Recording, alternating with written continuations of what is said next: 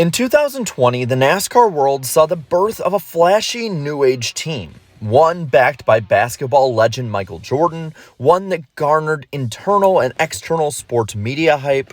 This, of course, being the team 23XI Racing. Today, we look at this team's first year and a half and see where they've went right, wrong, and downright awful.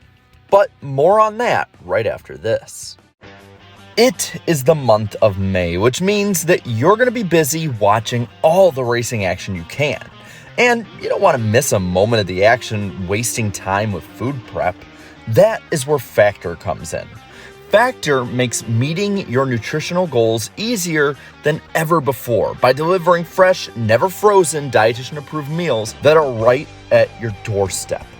Factor cuts out the stressful meal planning, extreme prepping, and so forth with your meals and has them come together in minutes as Factor meals arrive pre-prepared and ready to eat in 2 minutes. Factor offers different meal plans. I personally have chosen the Calorie Smart option as I'm trying to get into better and better shape and eat better as well. Now, Factor is owned by HelloFresh, and that gives me the options as well to choose between different kinds of meals and different kinds of food. And these are options that you can get too. And nothing is better than getting done with a workout and then having a meal, like this creamy mushroom chicken and rice meal that I had. So, to get your Factor order, head over to go.factor75.com/iceberg120 and use code iceberg120 to get $120 off of your Factor order. That's go.factor75.com/iceberg120 and use code iceberg120 to get $120 off. Now, back to the show. So in the autumn of 2020, news very publicly broke of Michael Jordan and Denny Hamlin creating a NASCAR team, 23XI Racing. Their driver would be that of Bubba Wallace. Right away, this set the tone of how the team would be moving forward. Very public and very hype-driven. With this, the team would be well-funded. McDonald's and DoorDash jumping onto the 23 Toyota Camry the most. Driver Bubba Wallace was an on-track, unproven commodity. Having only raced with Richard Petty's team, it was unclear if it was lack of performance due to inexperience of the driver or because of lack of good equipment. But the Toyota backing and the alliance with Joe Gibbs Racing would seemingly be a big test to the driver. The first signs of trouble, though, came in early 2021 before the season even started, as the team didn't even have the needed cars, equipment, or employees that they needed to function with. While some blamed this on the pandemic slowdown, others saw it as a showing of team incompetence. Either way, by Daytona, it was a relatively distant memory, only about a month and a half before, and the 2021 season overall was a rocky one for all on board. While having a respectable showing in speed weeks with a good amount of speed, the races that followed left much to be desired. While Bubba was able to lead laps on occasion, his finishes were below expectations. Through the first third of the 2021 season, Wallace didn't even register a top 15 finish, only exceeding 20th 5 times in those 12 races. It took until the 19th race of the season at the Pocono Raceway for him to even score a top 10 with a 5th place finish in the second doubleheader race at Pocono that had strategy as a main factor. By this point of the season, it was clear that the season was nearly at a loss, as Bubba was hovering between 19th and 25th in points all season. And after coming up just short of victory at Daytona in August, he was officially eliminated from playoff eligibility.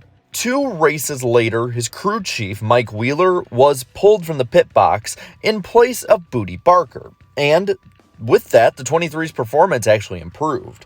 Outside of Martinsville, every race that he didn't have an incident saw Bubba finish inside the top 15 and have top 10 speed. The crown jewel of this being at the Talladega Superspeedway, where the McDonald's Camry was one of the top cars all day. With rain incoming, he had to hold off Team Penske teammates of Brad Keselowski and Joey Logano, drivers with a combined 9 wins at the behemoth track in Alabama. And he did it, managing to hold them off until the caution came out and winning due to a rainout. With this, the season ended on a bit of a high note for the team, and heading into this current year, hopes were actually kind of high. On top of getting a win, the team brought in veteran driver and 2004 Cup champion Kurt Busch to drive the new number 45 car.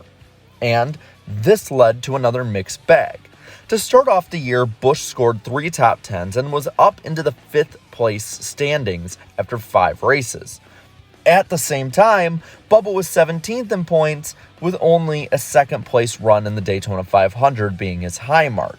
But at Circuit of the Americas, with the 6th race of the year, the wheels literally fell off, as Bubba's wheel came off and suspension issues dropped him to a 38th place finish. Kurt Busch spun to a 32nd place finish, and with the wheel coming off of Bubba's car, it also meant that Booty Barker would be booted for 4 races from the 23 pit box. And this, in my opinion, was instrumental in the team overall kind of collapsing.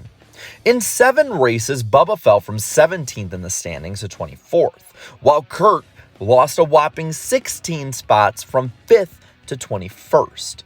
Between suspensions, engine issues, and crashes, 2311 went from a respectable start to being worse than 2021 at the season's 3rd waypoint. The crowning moment of this being at Dirt Bristol, when Bubba's engine seemed to be on the way out and on the way to blowing up, and the team elected to do nothing and sent him back out, thinking it would resolve itself. Up to the 12th race of the season, the team has seemed to be totally lost and in disarray. And that's the narrative that's been prevailing in the last year and a half. Until, of course, this past Sunday at Kansas, where Kurt Busch had the dominant car of the day and won, and where Bubba Wallace, even with his crew having problems and letting him down, finished 10th and led the field with 60 quality green flag passes, that being the amount of clean passes he had inside the top 15 throughout the day. Overall, 2311 has been disappointing. In my opinion, there's 2 legitimate reasons for why people view the team so poorly. The first is that it's its own hype train. Both fans and seemingly the team itself bought into the hype alone without anything else to go off of. While hyped up to be the next big thing, overall, the team and its drivers have, for the most part, underdelivered. Crew issues are seen regularly, the cars are prepared poorly on the most part, and in Bubba Wallace's case, he's a driver that, while incredibly talented, is not good enough yet to elevate his team the way that Kurt Busch so far has. And even so, through 12 races, it wasn't much of a difference. The other big reason that the team is viewed this way is because of another new team in 2021, Trackhouse. Trackhouse, in description, is remarkably similar to 2311. On the experienced NASCAR side, there was former driver Justin Marks along with Ty Norris, while the celebrity support was coming from Pitbull. They also would bring in a young, unproven driver in Daniel Suarez. Result-wise, they were nearly identical in 2021, but the legitimate reason that Trackhouse wouldn't have similar critiques is that the team has always had racing as the number one function and focus. In 2022, Suarez has already matched his 2021 totals of top 10s in 4 and exceeded 1 top 5 with 2 so far. Ross Chastain has already won twice and is a real legitimate championship contender, while 2311 instead putters around mid-pack almost every week. So now, with 23 races left in the 2022 season, I want to pass this on to you. What do you think the future of 2311 looks like? Let me know down in the comments below, and while you're at it, leave a like on this video, share this video, and subscribe to my channel for more great NASCAR content. Also, thank you to all my channel members for your support. It means a ton and really, really helps out. And until next time, have a good one.